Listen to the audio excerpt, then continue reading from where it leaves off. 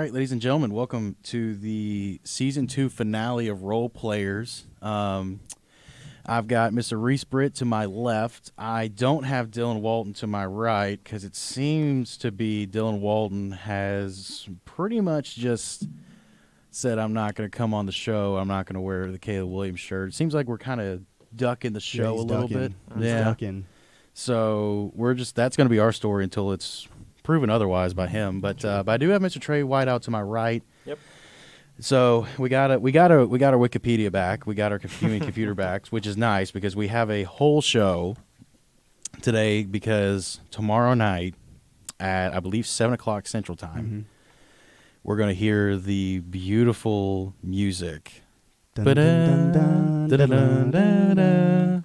And we're going to hear Roger Goodell get booed. Yeah, of course. On stage. As he should.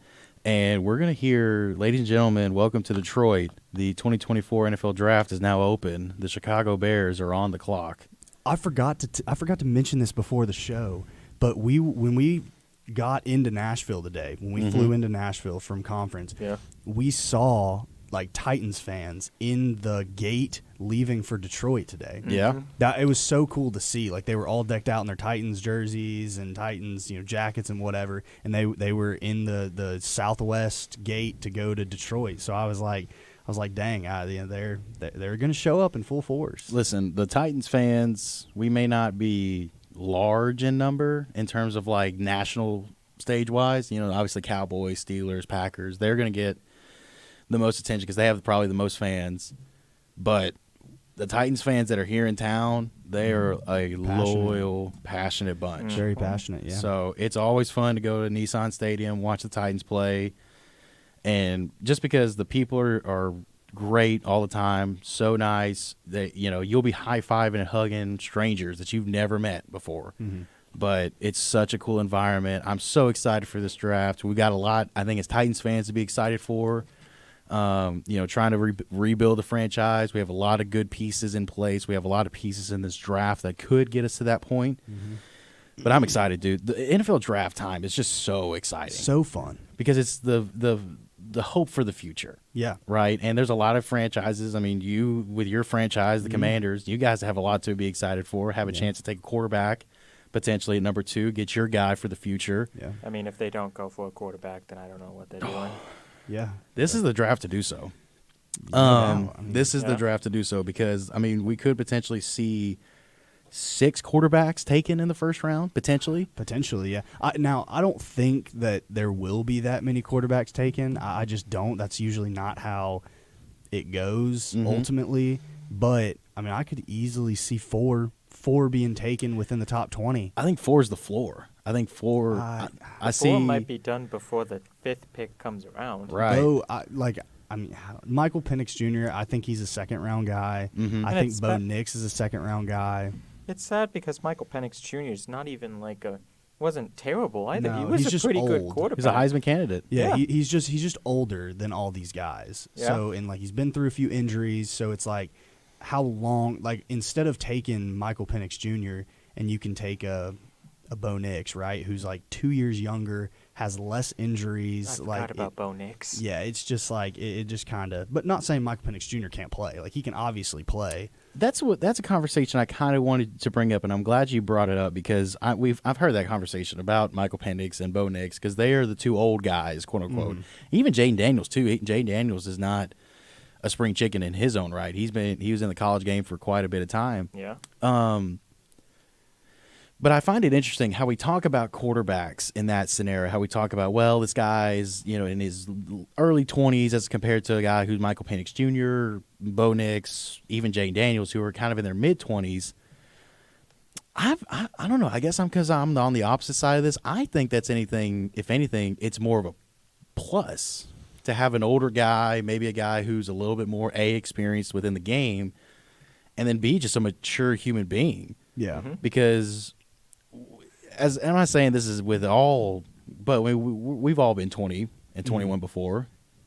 I'm 24 now. I was way more stupid when I was 21 than I am now, and I'm still what I would consider not a smart human being, and I still make mistakes every day. So I don't know. I've always looked at that argument. I think it's a good argument on your part. I'm not trying to disparage you. No, yeah, of course. But I look at the opposite way, and I'm like, if I know exactly what I'm going to get out of a Michael Penix Jr. As opposed to a J.J. McCarthy, you're going to have to develop him pretty heavily. I almost want to go with the guy that I know I'm going to get. Maybe I can develop him a little bit down the road, but for the most part, what you're going to get out of Michael Penix Jr.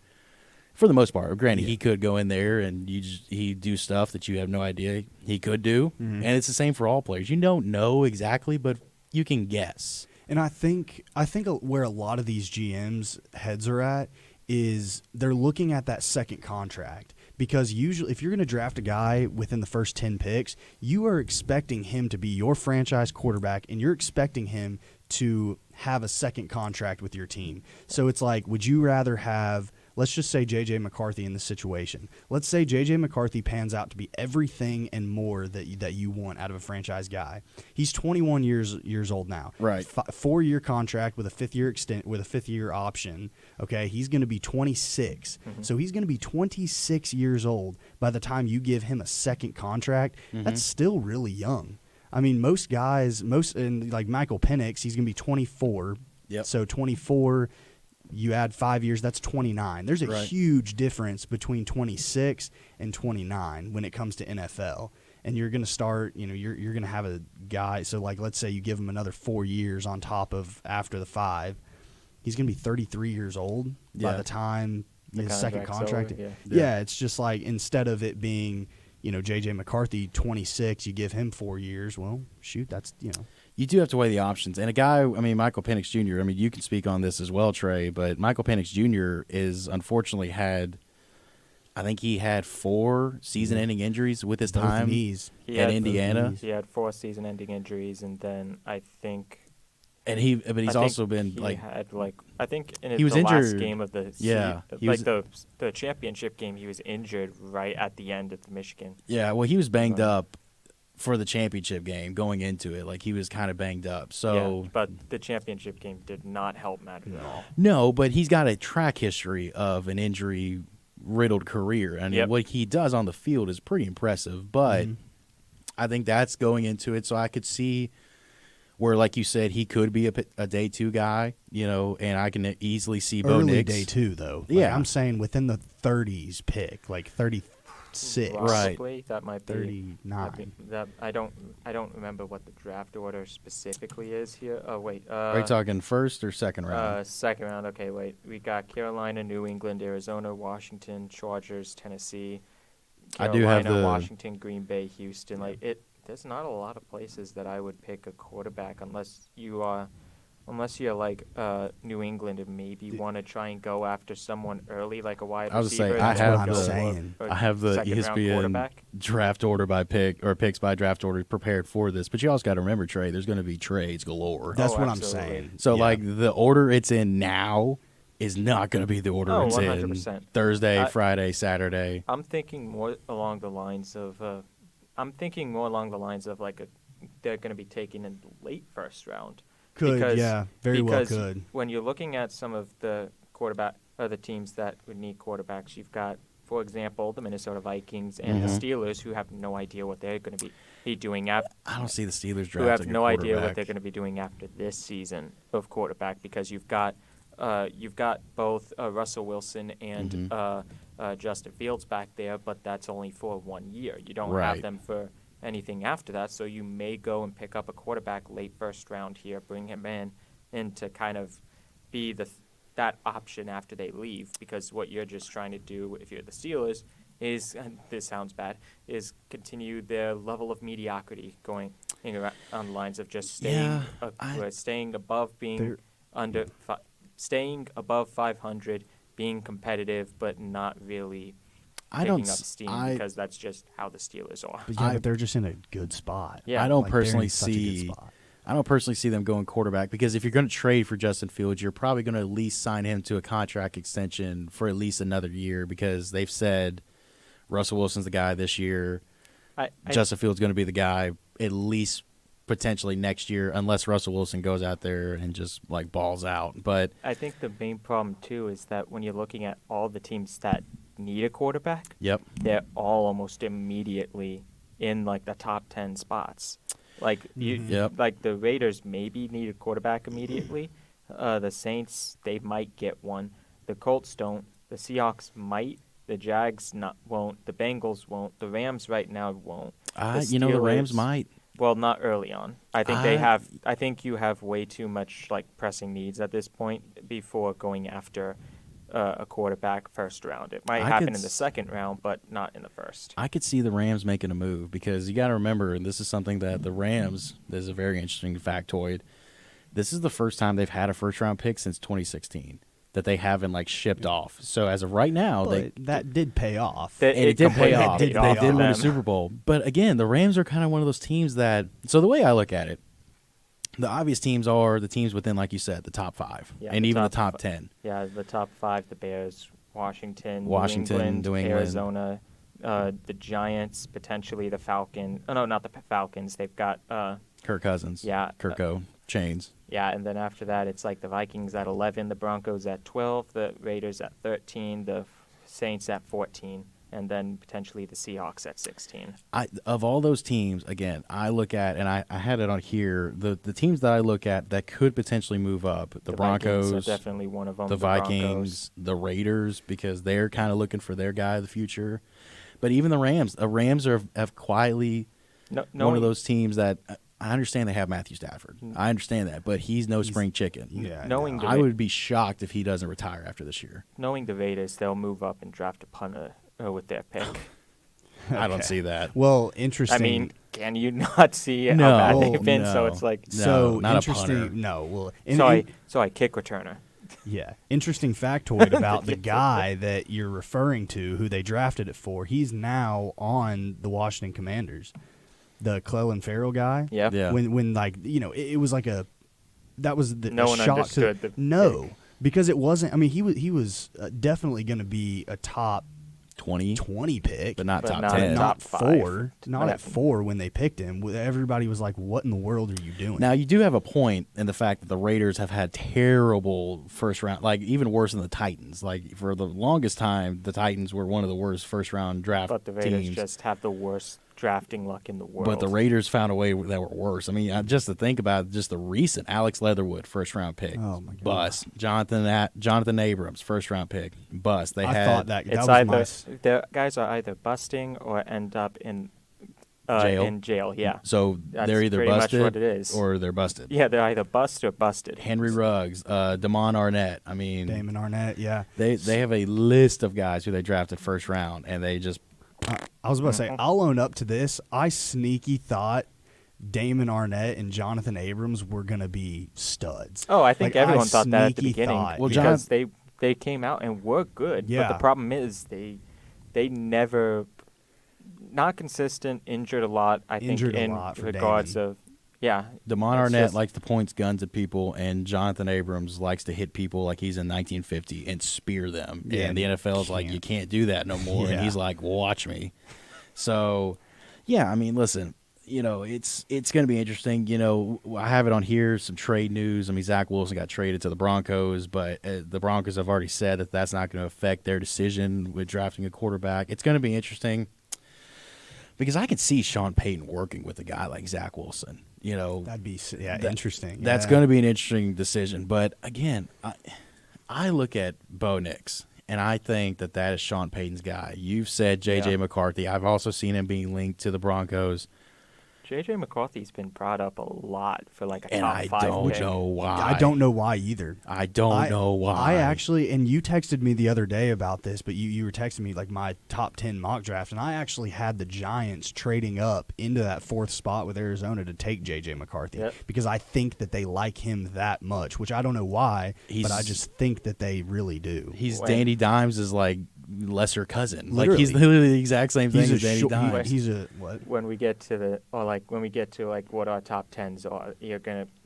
mine with J.J. McCarthy's gonna seem a bit weird, but Really? yeah. It's Tell gonna me be a you do little not bit have weird. him going to Washington. No. Okay, I thank don't you. have him I going think to Washington. I think I know. I think I saw because I was watching you type it. I think I Yeah. know. I think I remember. But it's going to be interesting. I mean, again, like you look at Caleb Williams, right? He's locked. He's going number 1. Drake May, Jane Daniels. There's a kind of debate whether they'll go 2 or 3, but most likely they're 2 or 3. Whoever doesn't get picked 2 is gone at 3. I want Drake May, but I just don't think that's going to happen. I mean, Drake May, and this is something that I didn't realize, and I have to apologize to Drake May about. I didn't realize how big he was. Yes. You would think he's a kind of a J.J. McCarthy like, where he's small, athletic. No, he's a big guy. He's a and that's what I don't understand, the contrast between Drake May and Jaden Daniels. Like, Drake May is a prototypical NFL quarterback, but can play in a non-prototypical offense. Yes, and like that's he what can the run. NFL is becoming, a non-prototypical offense. But Jaden Daniels is flashy. He is, yeah. Let's be honest. Like, Jaden Daniels can. I mean, what was that run he had against Florida where he literally ran the entire field for like a 50-yard touchdown, and he made everyone look like kindergartners? Yeah, and look, I mean, if we decide to draft Jaden Daniels, he's a Heisman Trophy winner. Like this, it's not like we're drafting, this bum. Like Jaden Daniels can play some football. I would just rather take the younger guy at the same skill level and the same talent level, if that makes any sense. That would be interesting, though, you guys going back-to-back North Carolina quarterbacks. I mean, obviously Sam Howell wasn't a big draft pick. We drafted him in the 5th round, too, so it's like... Yeah, but he was. It was crazy thing is he was projected at one point to be like the number 1 pick. Yeah. It wasn't that same draft. It was the previous draft, and then he just kind of, for some reason, just tapered off. Didn't have a good last year. Didn't have a bad year, but just didn't have a first-round type of year for a quarterback, like a Caleb Williams had, or like a Drake May or Jaden Daniels. Right. You can't even compare any of them to. But I mean, it really gets interesting. The Patriots are a team that has been looked to potentially trade back, but again, you got the Vikings that have very much said that they're interested in trading up. Again, the Broncos, they very much said that they're in. Arizona is sitting there and they've just came out and said number 4 pick is open for business. So it's going to be interesting. Which is weird because they would have immediate rights to basically getting any major wide receiver they want. Like, for example, the top wide receiver in the draft, Marvin Harrison Jr. Yep. And they're like, yeah, no, it's open. Yeah, Well, it's open to get I a guess- quarterback and then leave him up to someone like the Chargers or the Giants, who are right there. Well, Justin Herbert will love to have Oh my gosh. Marvin Harrison Jr. I'm sure he would it's be a ecstatic. major upgrade already from what they have. Before we move on, we're all going to hit the social media real quick before we move on. Follow us on APSU Twitter and Instagram. Again, that's roleplayers at roleplayers_APSU. Give us a follow. We try to post on there a handful of times a week. Again, we're probably going to be posting very much with the draft tomorrow, so be prepared for that. You may get a post overload. But, we want to go through each of our top 10 picks, and we want to really kind of dive into it, because I think it's interesting how different we are. Yeah. You would think that we would kind of be in the same relative area. And I think for the most part, at least 1, 2, and 3 we are. But it's really interesting after number 3 what happens. And I'm going to start with myself. Okay. So I texted these to Trey the other day, because he kept texting me. He's like, "Hey, what is your top 10? What's your top 10? What's your top 10?" And I was like, "I'll get to it, Trey. Don't you worry. Come on now. Don't you worry." But I can't be giving out my picks now. right. So, but these are my top 10. Okay. Number 1, Caleb Williams. Right. I think it's as a surefire thing, more so that the Bears are fully invested. They have 4 picks. One is Caleb Williams at number 1. They have the number 9 pick. And then after that, they have 2 picks, and one's in the 4th round, one's in the 6th round. So they're invested. Number 2, I do have Drake May going to the Commanders. I'd love it, yeah. And the reason why is, I think, like you said, he's more of a prototypical style quarterback. He's probably a little bit more receiver-friendly quarterback, even though Jaden Daniels has 2 receivers that could go in the 1st round in this draft. We're going to have Jaden Daniels go number 3. Again, I think either one of these 2 picks are interchangeable. I really could see that. I don't think either one of the franchises would be upset with either one of those players. No. I'm going number 4, Marvin Harrison Jr. The reason I'm going that the Cardinals are going to stick with him, because I think I agree with you, Trey, is that it's hard to pass up on a guy like him that I think would instantaneously not only make their offense better, but really get Kyler Murray back to where we're used to seeing him play, right? Number 5, I think it's got to be Malik Neighbors for the Chargers. I think whatever receivers is there, whether that is They're Neighbors, just grasping. they have to get one because their receiving core is literally Quentin Johnson and Josh Palmer. And Oh, I shit, think don't sleep on Josh Palmer. Josh Palmer's a good number 3 receiver, and he Yeah. could be a good number 2 receiver, but they lost Gerald Everett. They lost Mike Williams. They lost Yeah. Keenan Allen, right? So their receiving core, they lost Austin Eckler, which was a big part of their Receiving receiving back. core. Yeah. Like, Yeah. Do you remember how our wide receiver core was 2 years ago?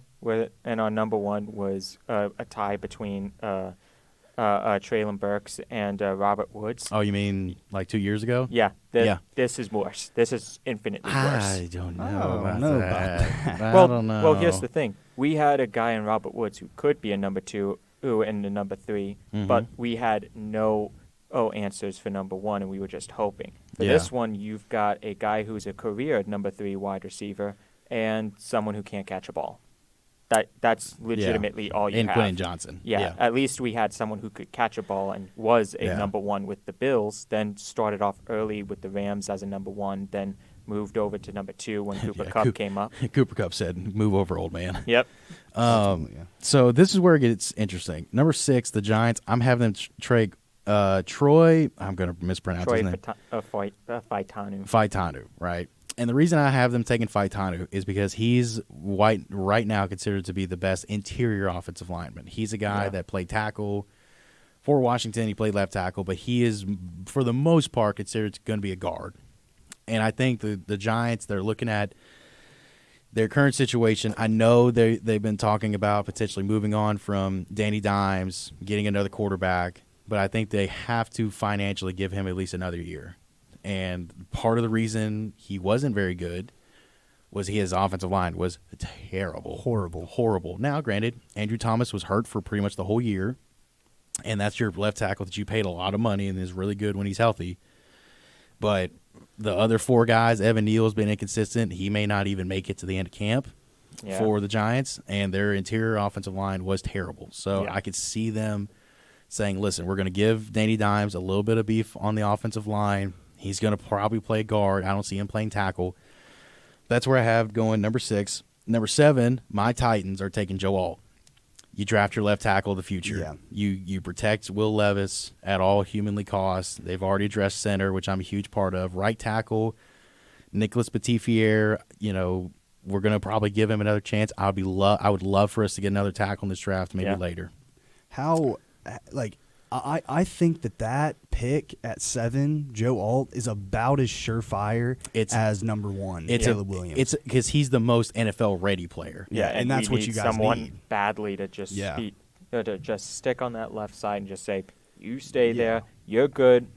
Everything else we can address later. I think he's the most NFL ready player in this draft. Yeah. And no team really before you guys really is going to take one. They need offensive tackle, but they need quarterback something much more, more. Right. yeah, or and wide receiver more. And so the reason I didn't have him go into the Giants is because they don't need a tackle, right? They don't need need a tackle. interior They need guards. interiors, yeah. Now, if more they so. want to say, hey, we're going to move Evan Neal to guard and then take Joe Alt, I can see that happening. Yeah. But I see them going interior offensive line, and personally, I could see them trading back if that's what they're going to do. I mean, the easy assessment is, hey, they need a receiver. Mm-hmm. We all know that, but they also desperately need offensive line. Yeah. So my Titans going number 7, Joe Alt. Sign him up a left tackle. Just put him there. Put him next to Peter Skoronski. Go talk to the other guys. Number 8, Dallas Turner to Atlanta. Dallas Turner is one of those weird guys that I personally don't see why he's this high up. But this draft is not very well versed in defensive players. This is not a defensive draft at all. it is offensive driven. It is. You got quarterbacks, offensive. This is a very heavy offensive line draft. There's going to be probably 7 guys picked in the first round that are going to be offensive linemen. It says something when everything, like when all of our picks are just, I think there's only 2 where there's not an offensive player in there. Like, but Dallas that's Turner, 30 picks. He's one of the few guys that can really bend the corner in this draft, and I think that's where Atlanta they desperately need. You've got your quarterback, you've got some pretty good offensive players. Your offensive line's pretty solid. Defensively, you need guys who can sack the quarterback. They had no one that can do that last year, not a single soul. So that's where I see them going. Romeo Dunze to Chicago at number 9. You get Caleb Williams, a solid receiver, a big ball threat guy, can go up, get your 50-50 balls. That's where I see them. You're going to help him in that regards. You've already addressed offensive line a little bit in free agency. You can continue to do that after the draft, but I see them going receiver at number 9 and then finishing out the draft at number 10, or not the draft, but top 10, Brock Bowers to the Jets. Yeah. So That's one of the ones I was almost sure immediately on. yeah, the Jets are one of those weird teams that they're in the top 10, but they don't have a lot of needs.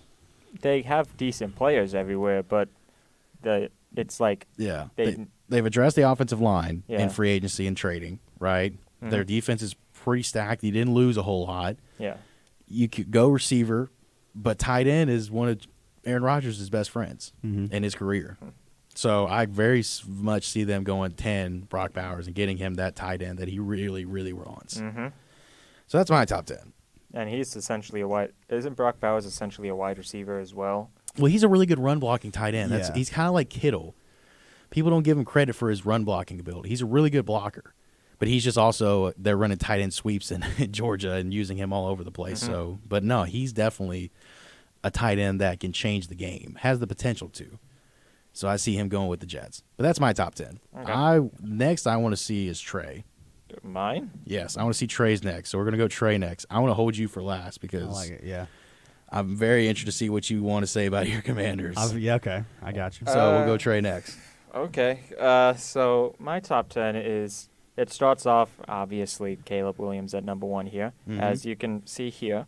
Next number 2 is Drake May. I think that's probably just the best choice at that point for y'all. Yep. Like, there's probably more talented quarterbacks available, but he's probably just the best right now you need. And this one's kind of where I was This like, is where it's going to get spicy. so I was trying to think a lot on who the Patriots would get. I thought maybe Jaden Daniels, but it hasn't really fit with the history of the Patriots. I was thinking at points, I'm blanking on the name, the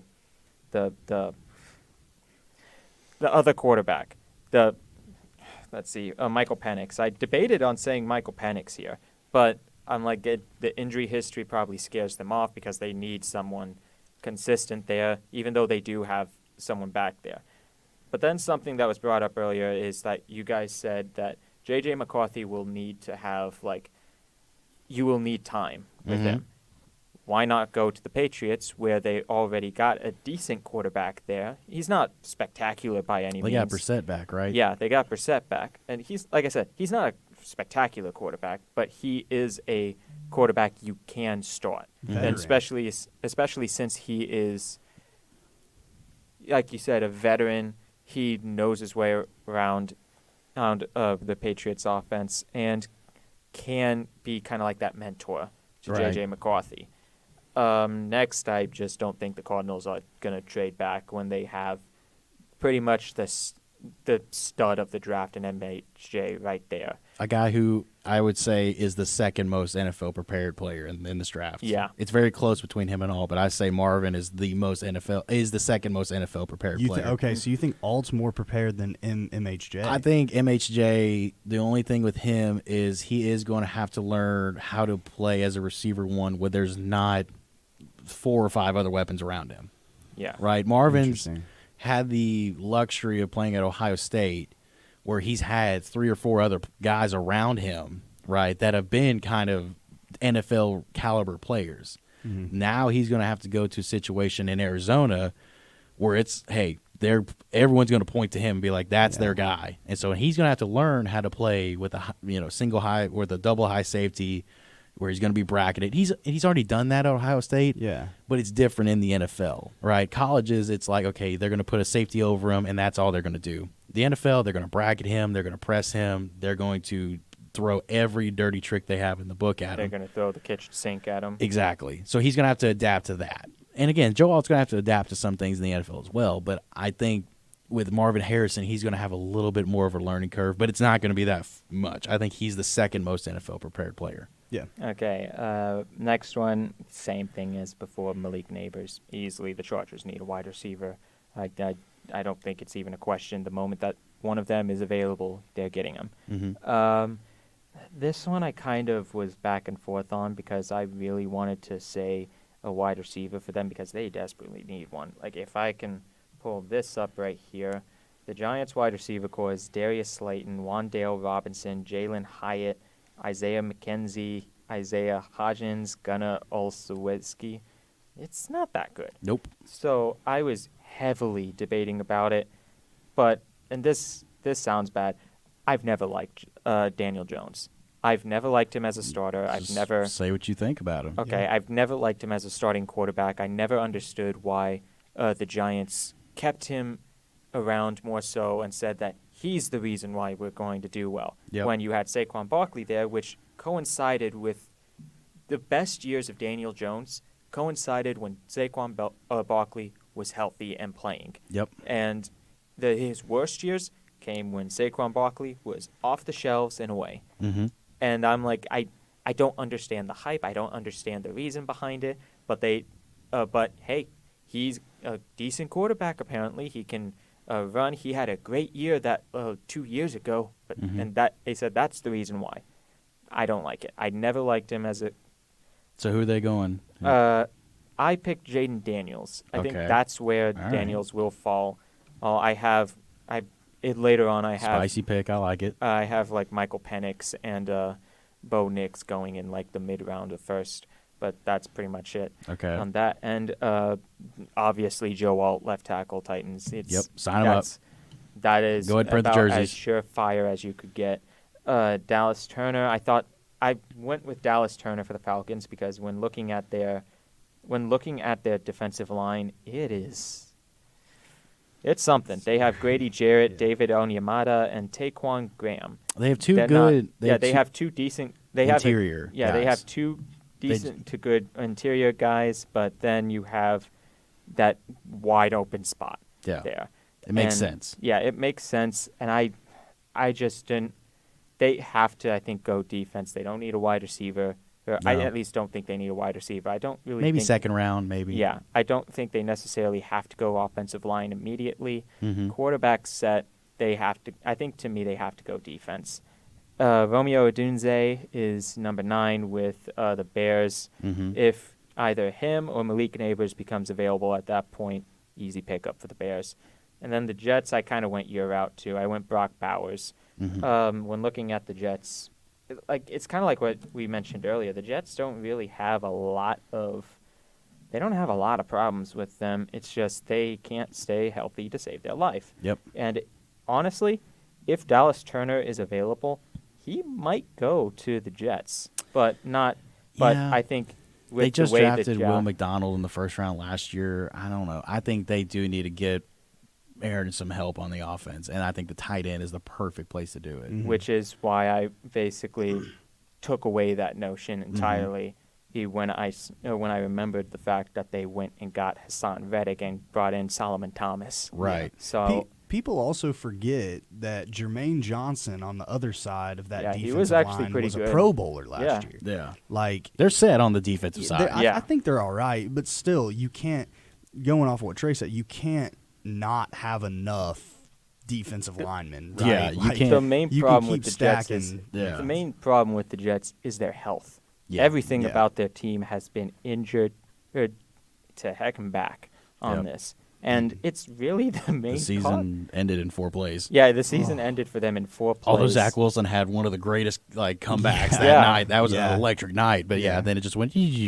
But out of everything, the clear hole is tight end for them. I think that has to be what you go with heading into I mean, this you draft. could say receiving because you want to partner Garrett Wilson with somebody else. But granted, Yes, at the they same have. time, you're still doing that with Brock Bowers. You're just not doing it at his quote-unquote position. Yeah, at wide receiver. Yeah. So, but that they pick do makes still have Mike Williams, Xavier Gibson. That's true, I and, forgot about Mike Alan Williams. and Alan Lazard as Dude, well. Alan Lazard is about to have a year this year. In Are you my sure? Opinion, dude, I mean, if Aaron Rodgers stays healthy, that's what absolutely. I'm Yeah. saying. The fact of what he did in Green Bay the last 2 years he was there, and then you literally just trade him to, or that he signs with the Jets with the quarterback that he had his 2 career best years with. Like, it's just a recipe for a successful season. Yeah. This upcoming, I think he just didn't have as good a season this year because 1, injuries, he got injured, and then 2, Zach Wilson's playing quarterback with that offensive line. That's Yeah. true. Like,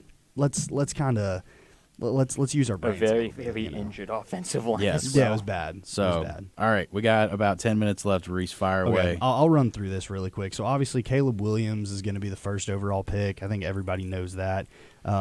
Despite me and a couple other people not really liking him and what he does off the field. Well, and that person decided not to be Yeah, on the he show the flaked on last us. 2 weeks. He's flaking on okay. us. It's okay. But in going to number 2, surprisingly, my Washington Commanders will be taking Jaden Daniels. Okay.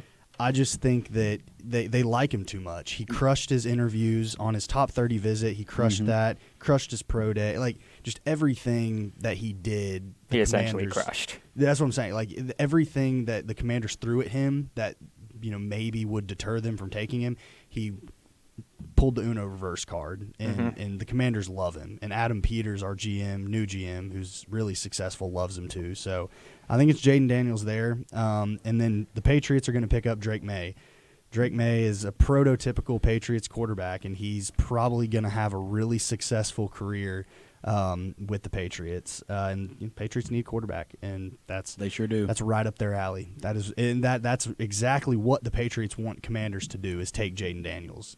So I think that's how it's going to go. And then the 4th spot's where it spices up. I think the New York Giants are going to trade up into that 4th spot, and then the Arizona Cardinals are going to they're going to swap picks. So 4-6, 4-6. probably something later. Exactly, yeah, something later. But they're going to take J.J. McCarthy. I think that Sounds like a Giants move. Exactly. and that's the whole reason that I picked them in that spot to do that. Didn't they do something similar for Daniel Jones? Or was it Washington that jumped up and picked that? Well, that's the thing. Washington in the 2012 draft traded away basically their whole draft capital to get RG3 at 2, and it didn't pan out the way that they wanted. So I think that's exactly what's going to happen here. They're going to take J.J. McCarthy. They're going to sit him for a year behind Daniel Jones, try and let him learn as much as possible. But I think the hype is just too real around J.J. McCarthy. And I don't know why. I don't either. I really don't. You but don't know why. I think they're going to take him at 4 there. The Chargers are going to love it. They're going to be like, holy crap, how did Marvin Harrison Jr. fall to 5? And they're going to take the best player off the board. Yep. Okay. What do you think about that? Not that. Just keep going. Okay. All right. Okay, the Cardinals are going to end up taking Malik Neighbors. Yep, and they're probably fine with that too. They're probably Yeah. great with that. They're like, okay, this guy's a stud. It somehow went exactly how we wanted. Exactly. That's who they probably. Yeah, they were going to take a wide receiver, and I think there's a very small difference between MHJ and Malik Neighbors, in my opinion. I think there's a little bit. I think with Neighbors, the one thing with him is you can play him more in the slot. Whereas Yeah, Marvin Harrison, he's pretty much your typical outside, but he can play. I mean, I'm sure he can learn slot. It's Yeah, it's not. Larry yeah. Fitzgerald did it, so if anyone can do right. it, Yeah. Yeah. I just think I think Marvin Harrison Jr. got a lot of Hype. publicity and Yes. hype. Malik Neighbors flew right under the radar, and he flew right under the radar into a top 10 pick. Yeah. So like if that doesn't tell you anything, like he did not get this in the top 10 because of hype. Like this Yeah. guy can play. No, he Yeah. can play. So Arizona's going to take him there. I think Joe Ald at 7 right there with the Titans. That's about as surefire, like I said, from that as Caleb Williams is. And then Atlanta. Atlanta is going to take Quinyon Mitchell. He's the basically the consensus number 1 cornerback in the draft. I was looking at their what's up. So do you have Romeo Dunze next, or do you not have him at all? I don't have him in the top 10. No, Really? That's interesting. No, I don't have Romeo Dunze in the top 10. That's interesting. Yeah, I mean, but I can see that though. I Romeo Dunze, he's not a guy that's going to beat you with incredible speed. He's kind of more that 50-50 ball guy. Yeah, He's a little more physical. yeah. So I can see that. So I mean, it's good. So okay, so run me 8 through 10 again. Okay, so 8 through 10, you got Atlanta taking Quinyon Mitchell. I got Indy taking Brock Bowers. So at they 9. trade up for it? Yeah, so you're saying Because the Indianapolis Bears trades are- up to the Bears 9th are- pick. Yes, sorry. Okay. Indy trades up to 9. And that makes sense because the Bears again have only 4 picks, so they could very easily be like, That's "Hey, we need a couple more picks. Yeah. Trade up." Trade up, get a couple more picks from Indy because I think, dude, Brock Bowers with Indy is gonna be pretty legit. That gives Anthony Richardson another Yes, weapon at yeah. tight end that he can very much Very get well comfortable trust. with. Yep. So I think that's interesting. And then who do you have number 10? And then I've got J.C. Latham going to the Jets. I think the reason I have that is because the Jets they like where they're at with the offensive line and what they've done in free agency. They like it, but they do not want to take any chances. This is their year to do something with Right. Aaron Rodgers. I They can do see not that. want to take a chance. Wherever J.C. Latham's going to play, whether it's tackle, I don't think they've got a spot for him at tackle. But if they No. move him to the inside, that's what they're going to do. They're going to try and bolster that offensive line as much as possible to protect Aaron Rodgers and give him as much time But as it- possible. And see, that actually makes a lot of sense because of them having such a terrible offensive line last year. Yeah. Because they slash were injuries. hurt. And Yeah. you got Ty Smith, who And you're now worried about potentially Aaron Rodgers Right. not even playing saying. much of the year, Yeah. just in case. So yeah, I can actually see that. Yeah. It's sneaky. It's not Right. something that's Yeah. going to jump off the page at you. But like we were saying before, the Jets really don't have that many like glaring holes. Yeah. Right. So like they can either, and I wouldn't be surprised if they even traded back. Like they could trade back in the draft. I just kept them there because they're the Jets and they don't usually make draft day decisions like that. So I just kept them there and said they're going to take a guy like J.C. Latham just because they don't Yeah. have really many glaring holes and they can bolster an offensive line. that's interesting because before we get out of here, Ole Fashanu is kind of a guy that's like slid, Yeah, like he quietly, slid. like just quietly slid. He's Yeah. gone from like a top 7 pick to the end he was a top 10 pick, and now he's like a top 15 pick. Yeah. I've seen him going as far as like 20s. I And think, you know- I think sorry, that's go. mostly because like how many teams immediately need him? Like the Titans are pretty much one of the only teams that you would think they need to get, but Yeah. Joe Alt is who the Titans Yeah. need to get. And after And that, it's like Flaga for Oregon State is a guy that's risen in the draft Yeah. stock. Him and Vaitanu is Yeah. they both have risen with their draft Yeah. stock. Sneaky guy that might jump into the first round that many people don't know about is Patrick Paul from Houston. He's got Yeah. the size. He's like 6'7", 320. Him He's and a Barton, massive guy. him and Barton from Duke. Barton, who's Yeah. kind of like almost it's crazy. He's almost like a Peter Skoronski clone. yeah. Kind of he played tackle in college, right? But has got that interior body for the NFL. I'm like, man, if he falls to the second round somehow, That's what I'm saying.